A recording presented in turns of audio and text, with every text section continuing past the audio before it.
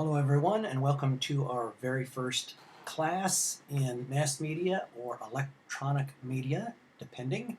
And if you're wondering how newspapers falls into electronic media, well, pretty much all media these days is electronic media. So I am going to cover newspapers and magazines, as today they are very definitely electronic media. And so for our very first class, this is pretty much how the lectures will work. This is almost exactly what you would see in the classroom. I would put up my PowerPoint slides and I'd be talking and you would be taking notes. So you will want to do that for this video here that's coming through YouTube, actually, is where it lives.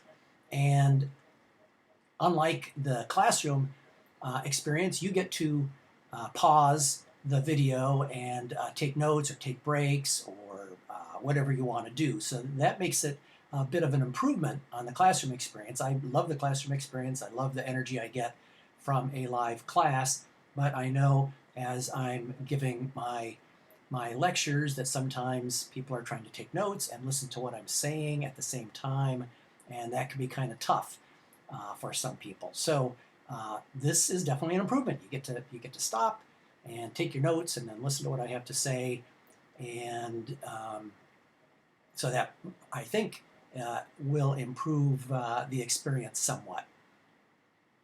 Okay, so let's dive right in. And as you see, all of my PowerPoint slides are going to be illustrated somehow. It seemed a little sparse, a little spare, just to have these white letters and the dark background. So I took the time to find pictures and things, mostly online, mostly from Google Images and stuff, to liven up the lectures just a little bit. But in the meantime, I've got the text there for you to help you out. And as you're taking notes, especially when you see words in italics, that's usually kind of a key. There are other things that you definitely want to write down when you're taking notes, but when you're studying for tests and whatnot, that's a good place to start. It's, like I said, it's not the only thing that we have questions about on tests, but whenever there's italics and so on. So a very brief prehistory. Newspapers go back, I don't know, to the probably Egyptians or Romans or something like that, but we're not going to do 2,000 years of newspaper history. And we're going to hit just a couple of highlights before we get to the 20th century, and then we're going to slow down and dive a little bit deeper into the 20th century. But back when we were a British colony here in the U.S., not the U.S. yet, not till much later in that century, 1776, declaring independence. Of course, then there was war for a while, 1789, something like that, when we're getting our Constitution. So we're a ways off from being an actual sovereign state. But while the British were occupying, I shouldn't say occupying, it was a British colony, but they were ruling from across the Atlantic Ocean, and there was a decision, the Zenger decision, and part of what upset the colonists was that the British could put taxes on paper. And of course, newspapers were the way that a lot of the colonists got their news and so on. So if there's a tax on paper or ink or something like that, then that would be a tax on the very media itself. And it was sort of a way for them to control the media. It's kind of hard across the ocean, and of course they were sailing ships. They weren't steamships or airplanes or anything. So it took a little while for stuff to get back and forth. But they were ruling from afar, from London from afar. And so when we finally became a country, a nation, they put in the First Amendment to more or less rectify the Zenger decision, giving a freedom of the press, leading to the freedom of the press and the First Amendment and all of that. Now, this is kind of interesting, and a lot of times we don't think of amendments quite, I'm going to say quite right. We seem to think that they're, you know, the rock solid body part of the Constitution, but they're not. They are amending. Almost as soon as the Constitution was written, they said, "Oh, we left some stuff out. We're going to have to go in and amend it. We have to amend the Constitution. We didn't get it right on the first try."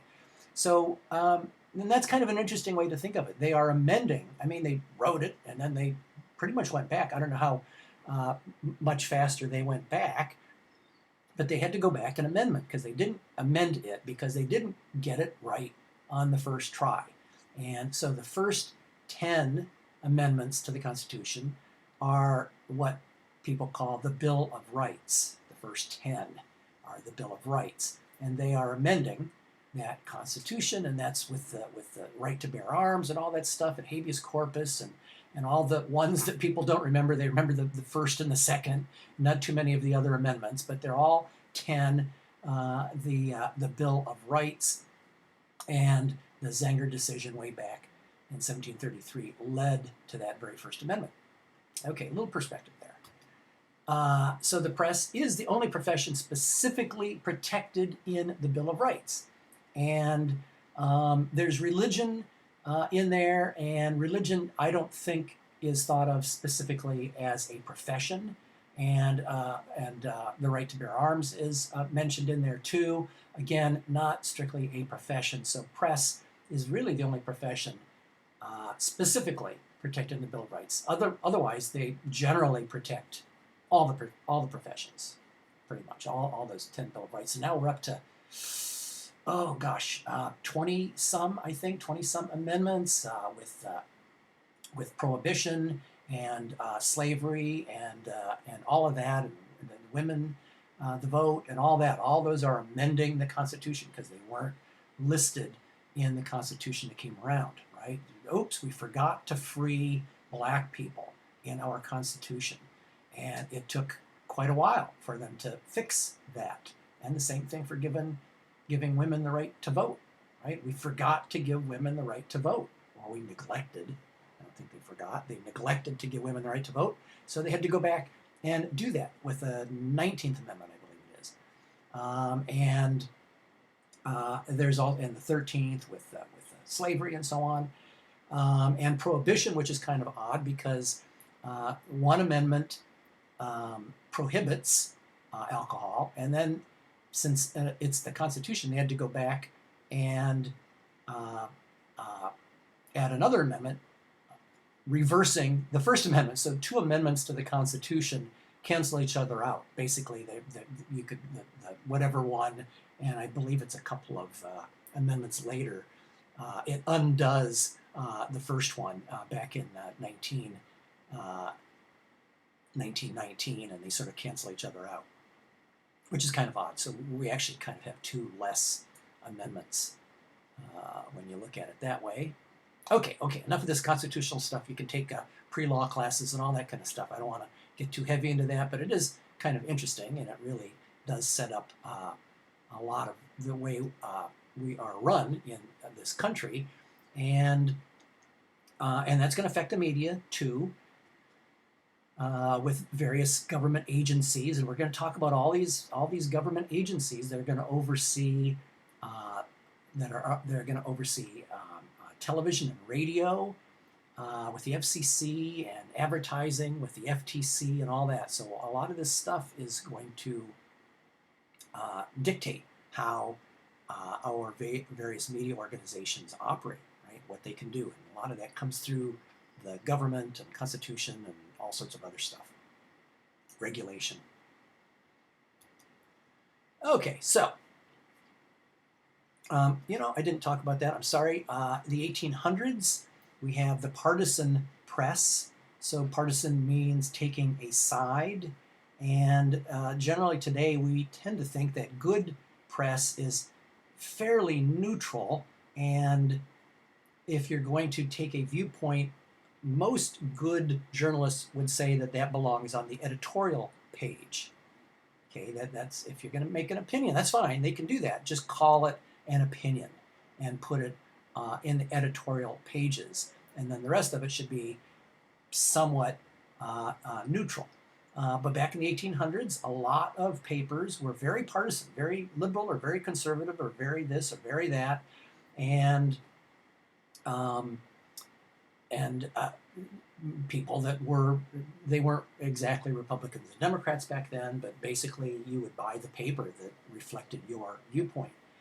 Now, today we're kind of back to that, and it's kind of interesting because it's 200 years later, 200, 220 years later, and we have cable TV news organizations that are very definitely partisan. Okay, so we've kind of circled back around. And whether it's MSNBC, which would be sort of the liberal side of the spectrum, or Fox News, which would be the conservative side of the spectrum, and very partisan. And it's electronic press, right? It's on TV and cable and all of that, but it is very definitely partisan. And you might say, gee, we've gone a long way, and maybe we haven't gone very far at all. But there's a lot more kinds of press to come through the years. So in the 1830s, after the partisan press, we get the penny press, and this is from the Industrial Revolution, and with steam and all sorts of things like that from industry, things are going to get lots cheaper, and we get economies of scale, mass production, all of that. That's definitely going to be part of radio and television and all that, and the internet, and how fast can you make these things, and how cheap can you make these things. So we're going to be talking about economies of scale and mass production throughout the entire semester. So the penny press, now it's a lot cheaper, and for the most part, in the early part of the colonies, most of the people that were voting, or the only people that were voting, were white landowners, not just white men, okay, but white land-owning men. Definitely not women, definitely not blacks, or Hispanics or Asians. And they would be, for the most part, farmers, right? They would be growing cotton or wheat or something like that, and they would be wanting to read the papers to know how much they could sell their crops for in Europe. Okay, so a lot of this is, the ships, they're coming here, they're bringing slaves to work on the farms to make cotton as cheaply as they can, and then taking these bales of cotton, sending them back to England, where they can make them into clothes and things like that. And then some of the ships are taking slaves to Brazil and to the Caribbean, where there is sugar cane and things like that, and molasses and rum, and that is a big part of Great Britain's strength, is the colonies and all the money those colonies can make. And those colonies, especially in the Caribbean, were really the jewel in the crown, right? They were bringing back lots of money, all that slave trade from Africa, bringing them to Haiti and Cuba and Jamaica and all the Caribbean, where they could grow all that wonderful sugar cane and things like that. So that's where a lot of the slaves went, by the way. Not as many of them went to the United States. A lot of them went to Brazil and the Caribbean for the longest time. But of course, we did have slavery in the U.S. as well. And so these rich people, okay, rich white landowners, really needed the newspapers. It's almost like reading the business section. Most of it they didn't really care about. They were concerned about the business section, like the Wall Street Journal, something like that. How much is this stuff gonna get me when we send it off probably back to Britain? And this is a whole worldwide thing. They're also off in India as a colony, and all the whole rest of it, really making money and bringing the money back to Great Britain, this tiny little island there in the northwest of Europe, and their colonies are making them quite rich. So in the 1840s, wire services come about, and that is a news co-op. Okay, today we have the AP, Associated Press. There was the UPI. There's Reuters. There's all these co-ops, and that's because it costs a lot of money to put reporters all around the world where the news is coming from. You need a reporter in New York and maybe San Francisco and Chicago, London, Paris, and so on, right? You need reporters all around the world to bring the news back, and it costs a lot of money to send people and put them up in apartments and things and pay them and all of that. And a lot of newspapers couldn't afford to do that and still wanted to have a good news service. So they banded together and they said, well, we'll all chip in, and that way we can have good, reputable news from reporters around the world. And that's still the way it is today. Not every newspaper can afford to put people in the Middle East, in Jerusalem and Tehran and Beijing and Tokyo, and there's a lot of places around the world where the news comes from. Europe, South America, whatever, Brazil, all over the world, lots of reporters, and it costs a lot of money. So co-ops help out quite a bit. 1900, we have yellow journalism, and there was a comic strip called The Yellow Kid, and it was very, very popular. And one newspaper chain hired the creator of The Yellow Kid away from another newspaper chain. And it was sort of like a war, sort of like a favorite columnist or favorite cartoon, whether it's Peanuts or Doonesbury or something like that, or Calvin and Hobbes. And if you get something that is going to bring people to your paper, then all the better, right? A lot of times the news is kind of the same, but it's the columnists and the extra stuff and the comics and so on. So somebody dubbed it yellow journalism, and it's based on a comic strip.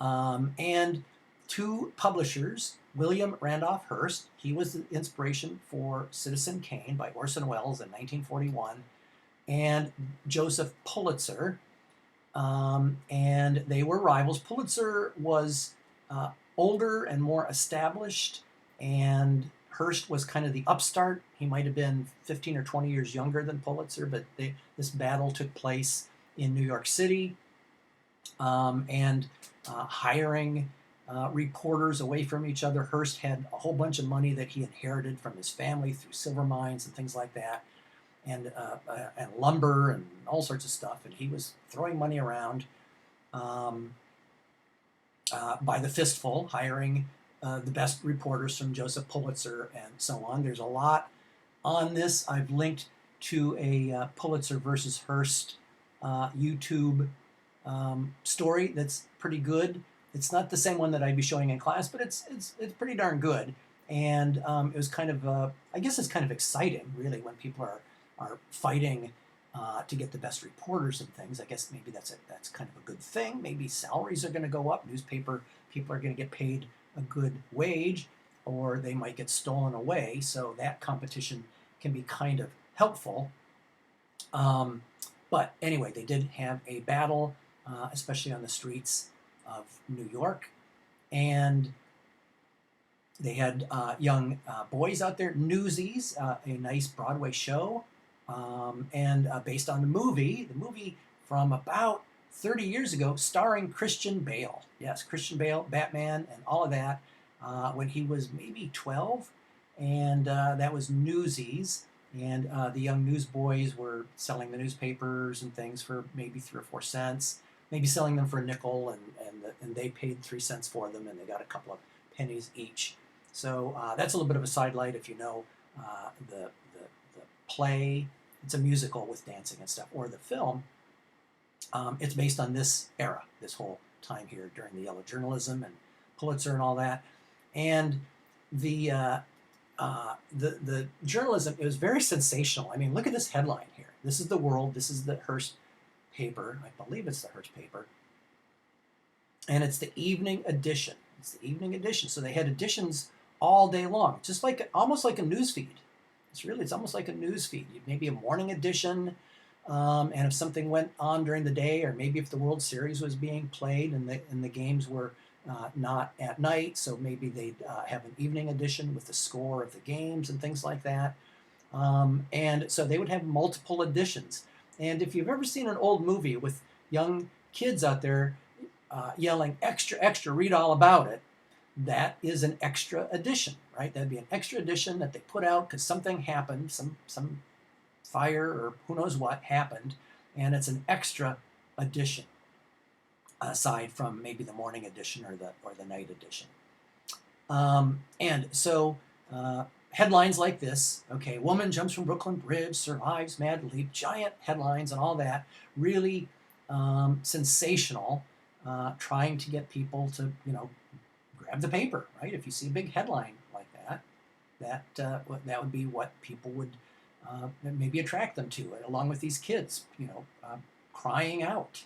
Okay, woman jumps from bridge, read all about it. And somebody'd run up and they'd give them a nickel and the kid would give them the paper and off they'd go, right? So today we've got our news feeds, but this is what people had 120 some years ago, right? They had these newspapers and things throughout the day.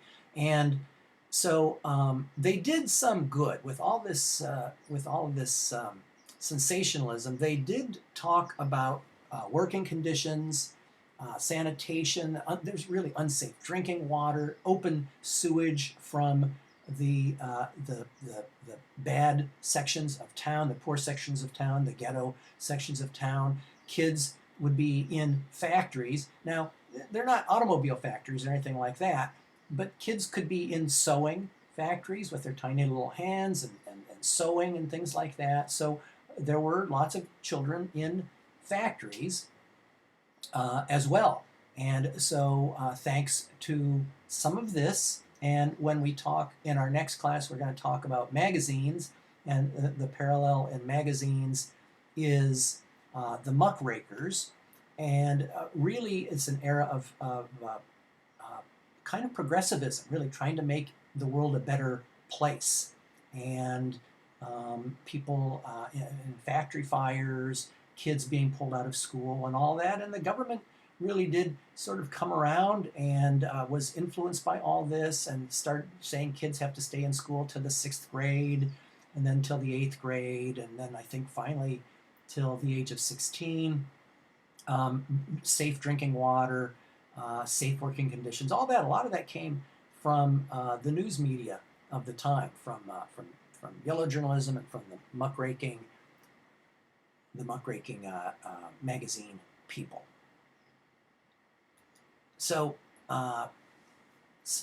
William Randolph Hearst built Hearst Castle. There it is, right there. My wife and I went there a couple of summers ago. I didn't take this picture because it must have been taken from either a drone or a helicopter, because there's no land from that angle. But anyway, it's a beautiful place.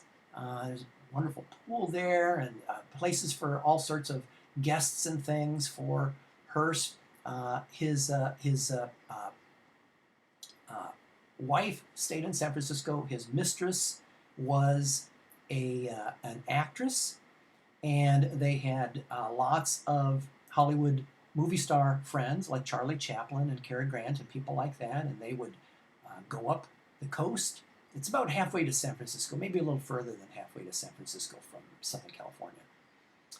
And they could either take a private train car that Hearst could arrange, or they could sail on one of his yachts from San Pedro and go up the coast and then get off, and then Hearst would arrange for them to be in a carriage of some sort and go up into the hills, and they would have wonderful parties up there, lots of costume parties, things like that, horseback riding, swimming. There's not a golf course up there. He also had a zoo, so if you drive up, when my wife and I were driving up, we saw some zebras by the side of the road and things like that. So it's very opulent and just amazing, an amazing place. So I'll tell you one thing about my wife and I, and we have the amazing ability to hold a pose. So you're wondering, wow, That's pretty good. And yes, we have the amazing ability to hold a pose. There we are. Okay. Pretty good, huh? Yep. Okay. Or we're standing in front of a green screen at Hearst Castle. So we bought those. Seemed kind of overpriced, but now I kind of like them. And the pool wasn't even filled when we were there, so now we get our picture in front of the nice filled Neptune's pool or something like that. I think it is at Hearst Castle. And there is Hearst's office. He could sit behind the desk there, and his people could come and talk to him and so on from San Francisco. And he could have his whatever board meetings and stuff like that while all the movie stars were outside playing around. And there's the dining room. They use some of this as inspiration for the Hogwarts and so on for the Harry Potter movies. Okay, a lot of fun there with William Randolph Hearst versus Joseph Pulitzer. Moving on, Nellie Bly, that is a pseudonym or a fake name. I can't remember her real name, but it's not hard to find. And she wanted to be a reporter, a female reporter of all things, people said. But she persisted and got in and was hired and so on. And she had herself admitted to what they used to call an insane asylum. Today we'd call it a mental hospital. And wrote about the conditions that were there. And it was pretty awful. People really wallowing in their own filth, not being able to take care of themselves or anything like that, and screaming and singing and crying and whatever and all that. And so she went in for a while, weeks or a month or something like that. Oh, here it's a lunatic asylum. Okay, so that's even better than an insane asylum. So there we are. I guess it was built in 1866. Nellie did this much later in the 1900s. And so that is a long and proud tradition of investigative journalism. And that's a little bit different than the news, right? The news is really what is new. It's just the plural of new. And so, some team beat another team, and there was a fire, and the president said something, and so on, right? Those are all the new things that happened during the day. But newspapers also can do long-form stories where a reporter might take weeks or months to work on a story. And that costs money, right? Just to pay somebody day in and day out to just keep working, just keep working, just keep working. And then finally, after a month or more, a story comes out. Right? That kind of stuff can get kind of expensive, and generally our news feeds and things like that, they don't do that. Newspapers are the ones that do this sort of thing, long form journalism and investigative journalism, and so on. And so there's a lot of stuff we wouldn't know about, including the virus that's going around and all sorts of other things. How people are being cared for in hospitals and so on, at the Veterans Hospital, the water in Flint, corruption at City Hall. A lot of that stuff comes from newspapers doing investigations, digging, spending lots of money on reporters to go to public sources and City Hall and libraries and look stuff up and write a story that's not something of the day. So Nellie Bly did it, and as we flash forward to many years later, a very famous investigation, the Watergate break-in and cover-up, and that was covered by Washington Post reporters, Carl Bernstein and Bob Woodward. There they are, and I have linked to the film trailer, All the President's Men, with two actors, Robert Redford and Dustin Hoffman, playing these two guys. They were the big actors of the 1970s, just like Brad Pitt and Leonardo DiCaprio might have been, would be today.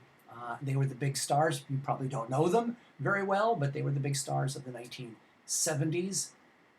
And the reporters reported for the newspaper, and then they gathered up their columns and their story, and they turned it into a book. There's the book right there, All the President's Men. and then the book was turned into a feature film, which is quite good and won many awards and so on.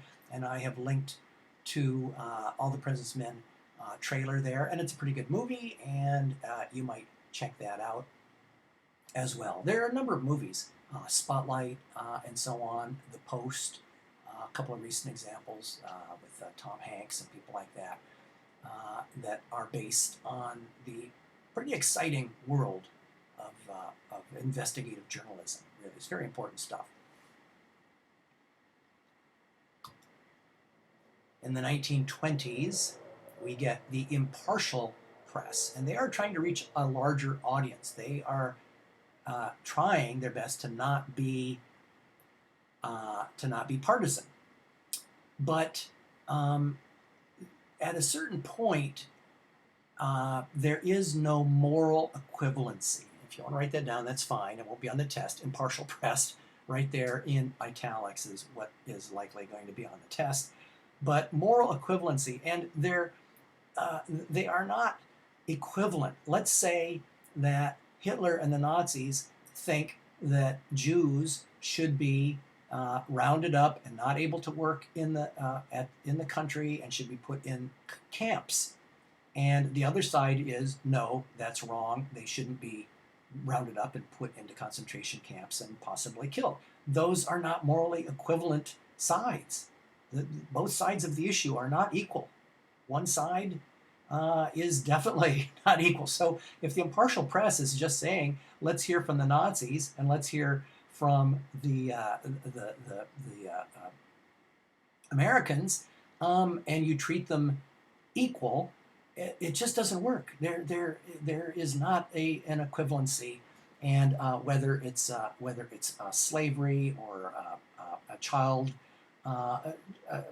labor or kidnapping or whatever, there aren't two sides to every story. Some stories only have the right side and the wrong side. So that's one of the problems with the impartial press, refusing to call out Nazis or white supremacists or other types. Okay, so impartial press can have an inherent problem.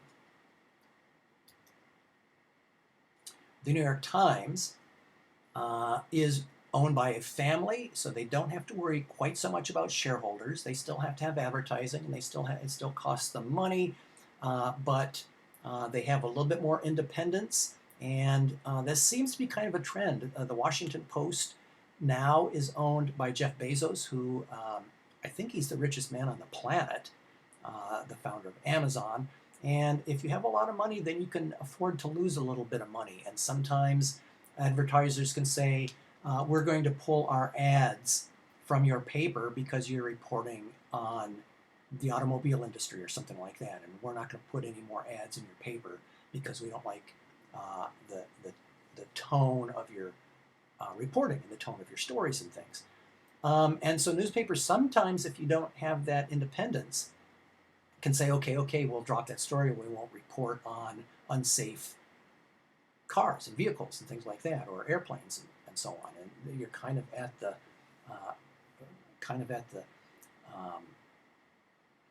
of advertisers, right? You're at the behest of what they want, and they can sort of drive the news, and that's not really a good thing. That's not really a good thing. You shouldn't have to worry from your editorial side to your advertising side.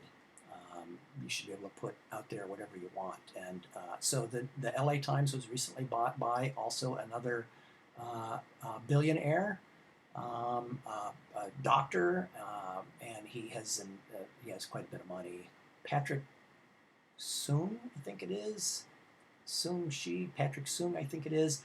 He recently bought the Los Angeles Times, and he's very wealthy and can keep the paper going even during the recent low advertising. Right, the advertising is very, very low these days because of the virus and so on. So anyway, the New York Times, the first among equals, the gold standard in newspapers. They have by far the most Pulitzer Prizes and things like that. And They are on a lot of news feeds and so on. So you probably are reading the New York Times. Maybe you don't know about it, but they are in a lot of news feeds and things. And we'll talk about that. And they are interpreting journalism. So in the 1930s, the New York Times and other papers as well in the 1930s start interpreting the news. What are these Nazis all about? What's going on with Imperial Japan? What's going on in the world? And not just being impartial, but interpreting the news. And that is the next step from the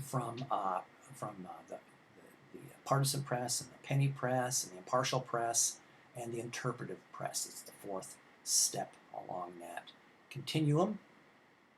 1930s, very complicated world. And newspapers, for the most part, all kinds of newspapers, but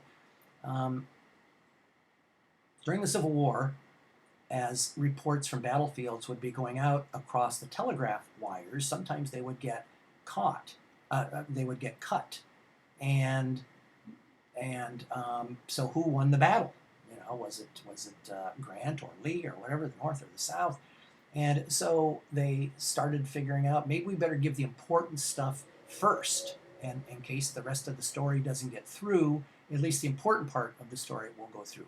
So that is called the inverted pyramid. You start with the end of the story. Who won the game in sports, right? So-and-so won the Super Bowl. And it was, down to the final 2 minutes, and there was a pass, right? They sort of give away the ending. Okay, we don't do that in movies very much. Don't do that in books. But in the news, the ending is given away right off the top. And then if you want details as to, how they played the game or how, whatever happened, then you can read the rest of the story. But generally, in that first opening paragraph or so, they're going to start with the ending, and then they're going to go forward from there. That is inverted pyramid, and most newspapers, especially with news, as opposed to maybe other kinds, features and things, are going to give away the ending right off the bat. Radio and TV, especially early on, got much of their news from newspapers. Okay, they didn't have very big news staffs in the early going, and so they borrowed liberally from newspapers. Today, USA Today, it's been out for quite a while, I think since the 1970s or so, but they are borrowing a lot of the graphics from television.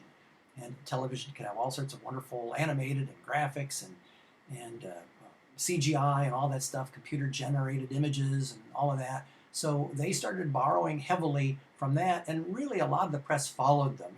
Even the staid gray lady of the New York Times started doing color and things like that. Not quite all the graphs and graphics and all that kind of stuff that USA Today is known for, but it does emulate television. It's very visually stimulating. Other national papers from the New York Times and the USA Today, we have the Wall Street Journal, and if you are an important person, let's say, okay, whether you're the president of a college or a senator or congressperson or the head of a big corporation, you're going to probably have to read the New York Times and the Wall Street Journal for sure. Right? Everybody who's anybody is going to read these two papers, and quite possibly the Washington Post as well. Right? They're pretty important, and the important people that run our world read these papers. What they probably don't read is my hometown paper, and lots of hometown papers. This is the Tuscola County Advertiser, and it was a weekly. It still is a weekly paper, and there are papers like this all over. They're all in the San Gabriel Valley. They're all over, and sometimes they're daily, sometimes they're weekly, and they are going to not have stories about. Often, mostly, they're not going to have stories about conflict and so on. They're going to emphasize consensus and happy stories. Vassar bids farewell to 20 parade truck and things like that, and so on. So the small town papers are going to emphasize the consensus. The big cities, like the LA Times, the New York Times, the Washington Post, we're mostly going to see, sadly, conflict, war, death, um, health, virus, all that kind of stuff. And every once in a while, a happy story, man lands on the moon or something like that. But for the most part, there's going to be a lot of conflict in the news. And we get Main Street versus Wall Street, and that is kind of a shorthand. A lot of people talk about what's the word on Main Street, and basically they're talking about mid-size and small towns. They're not talking about New York and LA and Chicago, but they're talking about mid-size and small towns.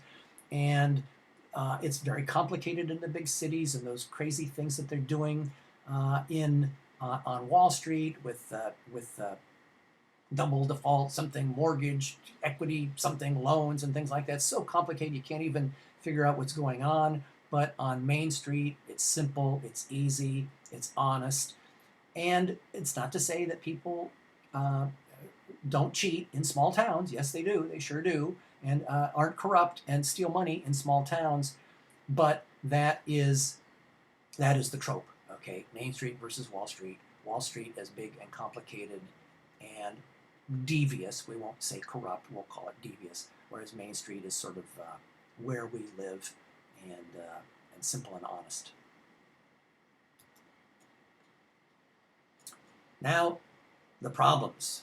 Aggregators, and they are taking news from the New York Times and the LA Times and the Wall Street Journal and all these wonderful places.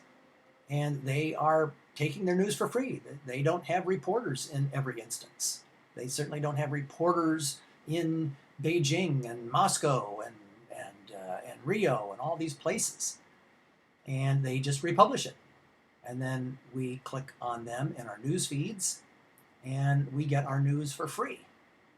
And that's a bit of a problem. They don't pay for it. We don't pay for it. At some point, somebody's got to pay for it. Now, generally, we count on advertisers to pay for it. But it's not quite enough. And so, as I say to my students, I understand young, not much money, who wants to pay for anything? I want my music for free. I want my television for free. I want my news for free. I want everything for free. And I get it. And I was young myself once upon a time. But when you get established, when you get a good job, when you get your life in order and you have some good money coming in, think about subscribing to a paper. It's not all that expensive. Think about maybe paying for some music and things like that. I know what it's like to be a young person, but at a certain point you'll have a little bit more disposable income, and support artists and musicians and journalists. Right? They need our support. They really do. Everything can't be for free. That is not a workable business model. So think about paying for it. Online, I have the online version of the LA Times, and then I get a Sunday paper just for old time's sake. It's not very much per month. I don't know, $10 or $20 a month. It's not that bad, and I kind of feel like I'm helping journalism out a bit. So hopefully, when you get to a position, you get a good job and all that. Think about getting a subscription to something or other. Some papers that are very important that you have to read if you are anyone, right? If you are the governor or the senator, you have to read the New York Times. You just have to. It's too important. And you have to read the Wall Street Journal and possibly the Washington Post. And if you're the senator from California, you have to read the Los Angeles Times. And so a number of them are putting up paywalls. They know they're important. They know you can't just say, well, I'll go somewhere else, because important people are going to need to get their news from the important papers and things. So they can put up a paywall, and you can get so many stories for free, and then you'll get something like this. You've reached the new limit, 10 free articles per month, and then they'll cut you off. And so that's not bad, right? You get your 10, you get a taste, you get a nice taste there, 10 articles in a month. And then you might see it in a news feed, right? Maybe you're rolling through Google or something like that, and you click on that New York Times story, and you'll get this message. So some schools, some colleges have very, very good rates for students. So if you're interested in news, politically active, journalism student, anything like that, there's a pretty good chance you can get a really good news source through the college for, if not free, then a very, very good price. So look into that. It does change from college to college, but look into that, and you can go right through the paywall. Newspaper editors and people like that are known as gatekeepers, and they are going to decide what is going to be important. They can decide what's going to be in the news feed. They can decide what's going to be in the newspaper.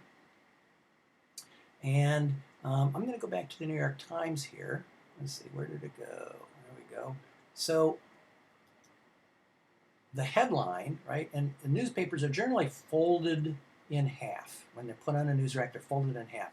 So there's a term called above the fold, above the fold. So the important stories, this one, and this one, those are the most important stories of the whole day, as seen by the editors of the New York Times. Now, if you get a news feed, they're just kind of all jumbled up, right? You might get a showbiz story, you might get a whatever story, and a that story, and they're really all jumbled up. And so what is the most important story of the day? And so in a good newspaper, right, you're going to see it made the front page. It's a front page story. And if it's very important, then it made it to the above the fold section of the paper. That's the most important stories of the day, whatever happened. And a picture may be illustrating all that. And then still on the front page, but less important, a few more stories, three, four more stories, and then into the different sections, the sports section and the business section and the entertainment section.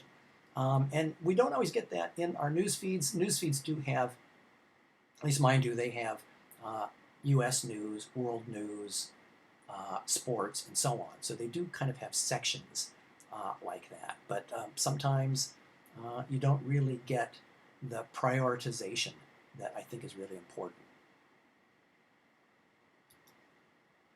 So the gatekeepers are the ones that are going to prioritize, and they're going to decide, right, what's the important story and what's not. Okay, and same for television. What's the story at the top of the news on NBC or CNN or Fox, right? Somebody's going to decide the big story of the day for the news programs, not the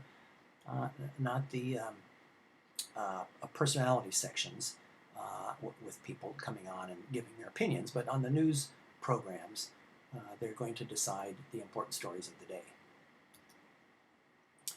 Pack journalism, it can be a problem. Journalists can somehow say, well, they said that in this paper, so I'm going to print it.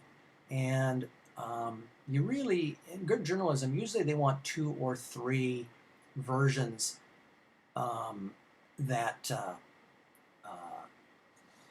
can tell you, right? I heard from one source. You want 2 or 3 sources so that you know, right? It's not just somebody that possibly might made a mistake. And every once in a while, you have a rush to get your story out. Hurry, we got to go to print. The new edition's coming out. We got to hit the news feed, and so on. And you're under a deadline constantly. And so sometimes it's hard to check sources. And so newspapers and television programs and all that can run into the pack journalism herd mentality problem that if you get from one source, you reprint it. One famous story, a reputable newspaper, I don't know, the Dallas paper, something like that, and there was a shooting, and they called the sheriff's department, and whoever answered the phone at the sheriff's department said that nobody had died in that shooting. And so they thought, well, gee, you'd think the sheriff's department would know, and so they went with that story. Nobody followed up. Nobody called the hospital. Nobody called the morgue. Nobody called anybody else. They just went with that one source, and it was wrong. Whoever answered the phone didn't have the complete story, and so the whole pack just went along, and they all started printing and printing and printing that same wrong information. So that is a problem, and newspapers do need to be careful about that. Lately, we have news and leaks and things like that, and these can be crowdsourced. We'll probably talk about this in one of our very last classes, and when we come all the way up to the internet. But crowdsourcing, sometimes WikiLeaks might have, well, here millions of documents, but if they have, 1,000 pages of documents that they're going to leak, that's a lot for any one or two people to go through. So they will crowdsource it, they will put it up there on the internet and ask people to go through it. Undefined large group of people through an open call, okay? And we might be thinking of Edward Snowden, the National Security Administration, and all these thousands and thousands and thousands of pages of documents. And so some papers have to go through crowdsourcing. You can't afford to hire 100 reporters to go through all of this. And that is all the way up to the electronic medium. Okay, so that does it for Class 1 on newspapers. And coming up in our second class, kind of the parallel on magazines, starting off as print, but moving on from there, definitely electronic since then. And so stay tuned. Until then, take care and see you next time.